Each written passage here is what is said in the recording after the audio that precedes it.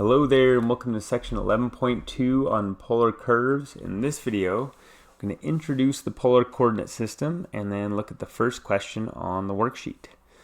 Alright, so let's say we have a point P in the XY plane and we want to describe the location of this point. Well, one way we can do this, a very familiar way to do it, is to use what are called the Cartesian coordinates of the point. So in other words, the X and the y coordinates.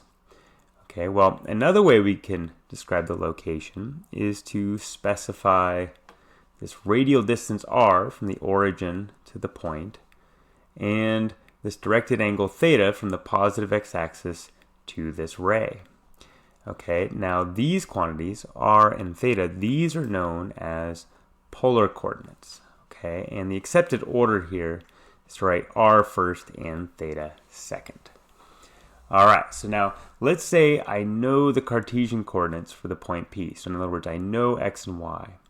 Well, I can then use this figure to find polar coordinates for the point as follows. Okay, so if I apply the Pythagorean theorem to this right triangle, I get that r squared is equal to x squared plus y squared.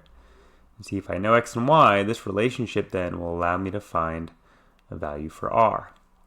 Now, if I take the tangent of this angle theta, that's going to give me the side opposite the angle, that's y, and then divide that by the side adjacent the angle, and that's x. So tan theta is y over x, and this will hold provided x is not 0. And see, if I know x and y, then this relationship will allow me to find a value for theta. Okay, now what if x is equal to 0? What can we say about theta in that case?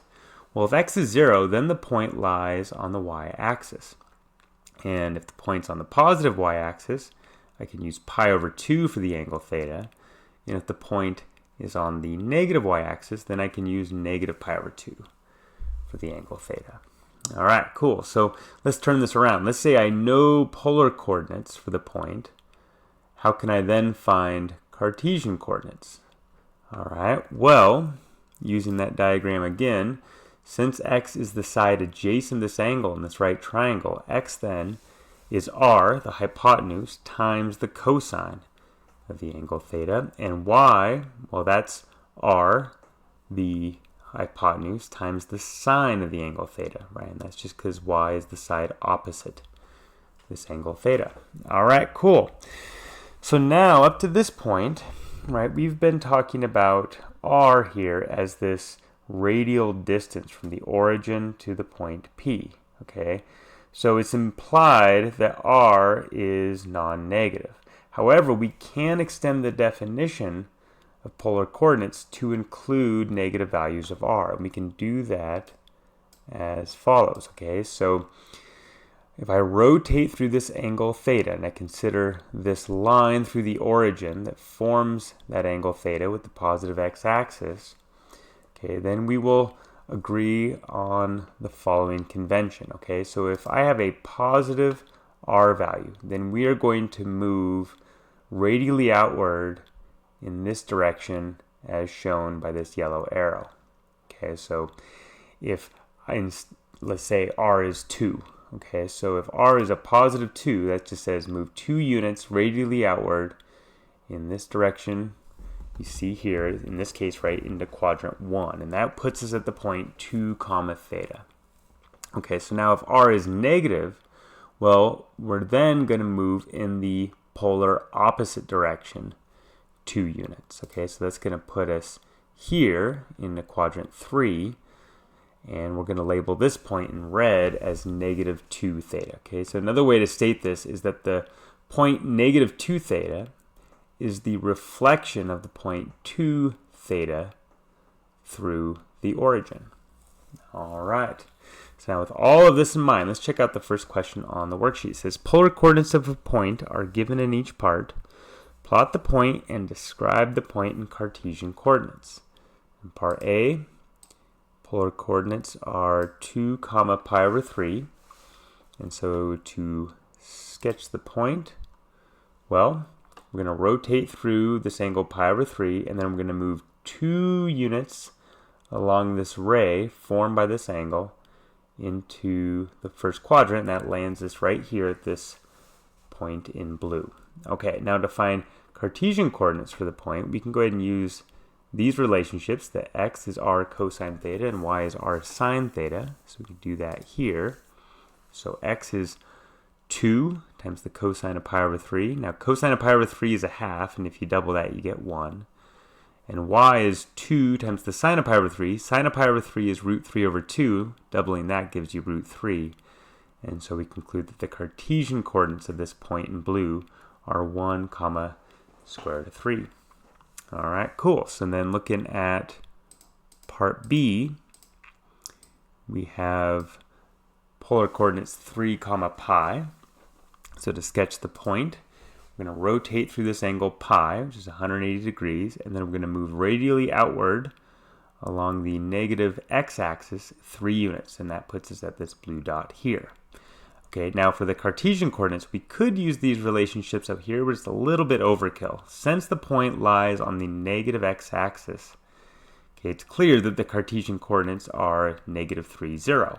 Okay, so we're 3 units from the origin. However, if you do use these relationships, you of course will get that same result, and so the Cartesian coordinates are negative 3, 0.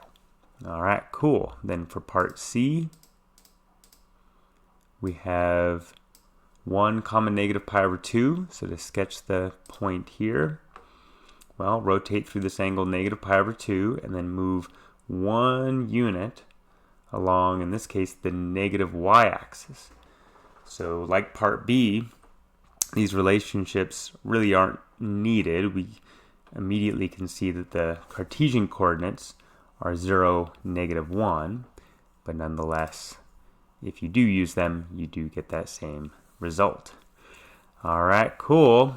And now for D and E, you notice that the R value is negative in both of those parts. So checking out part D first, negative 2 comma pi over 3. So based on our discussion up here, we first rotate through this angle of pi over 3.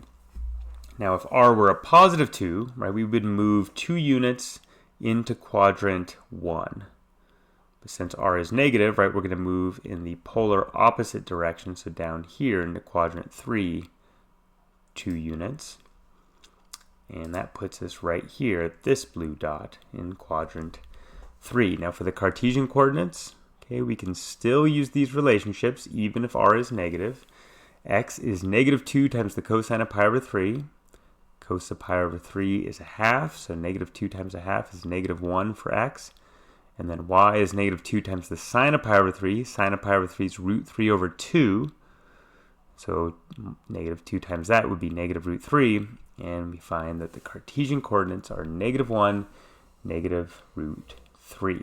Okay, now of course if we compare that to part A, right, where r was positive 2 and the angle was pi over 3, right, we had the Cartesian coordinates as 1 comma root 3, right? We were at this point, which is just the reflection of what we're getting in D through the origin.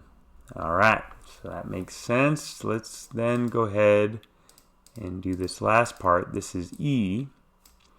So we have negative 4 comma negative 5 pi over 4. So to sketch the point, well, we're going to rotate through this angle, negative 5 pi over 4.